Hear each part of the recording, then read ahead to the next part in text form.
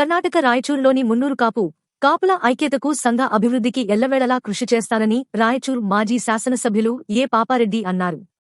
రాయచూరులోని ఒక ఫంక్షన్ హాల్లో జరిగిన పాపారెడ్డి పుస్తకావిష్కరణ కార్యక్రమంలో అతిథులు ఆయనను ఘనంగా సన్మానించారు.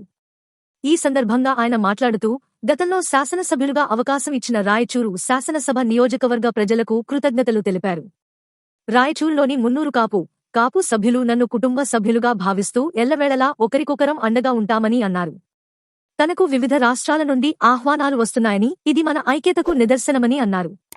2 తెలుగు రాష్ట్రాలకు మున్నూరు కాపుల ఐక్యత కొరకు అలాగే సమాజ శ్రేయస్సు కొరకు పాటుపడేవారు కర్ణాటక రాయచూర్ మాజీ శాసనసభ్యులు పాపారెడ్డి అని పలువురు అతిథులు కొనియాడారు. పాపారెడ్డి జీవిత చరిత్ర పుస్తక ఆవిర్భావ దినోత్సవానికి వచ్చిన అన్ని పార్టీల నాయకులను, మహిళను చూస్తే చాలు తన ఒక్క మున్నూరు కాపు కిరీటం అని అన్నారు. జోగులాంబ గద్వాల జిల్లా మున్నూరు కాపు అధ్యక్షులు వేణుగోపాల్ మాట్లాడుతూ, పాపారెడ్డి గారిని భీష్ముడుగా, పితామహులుగా పేర్కొన్నారు.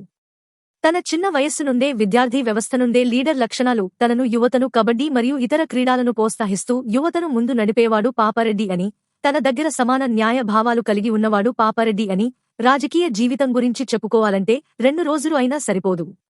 ఎందుకంటే ఇంతింతై భట్టుడింతై అన్నట్టు ఈరోజు పాపారెడ్డి మీద పుస్తకమే ఆవిర్భావం అవుతుందని కొనియాడారు.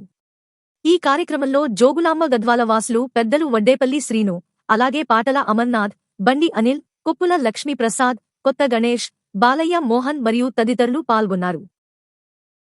తాజా సమాచారం కోసం ఒక లైక్ చేయండి, సబ్స్క్రైబ్ చేయండి, నోటిఫికేషన్ల కోసం గంట సింబల్ ఆన్ చేసి పెట్టండి.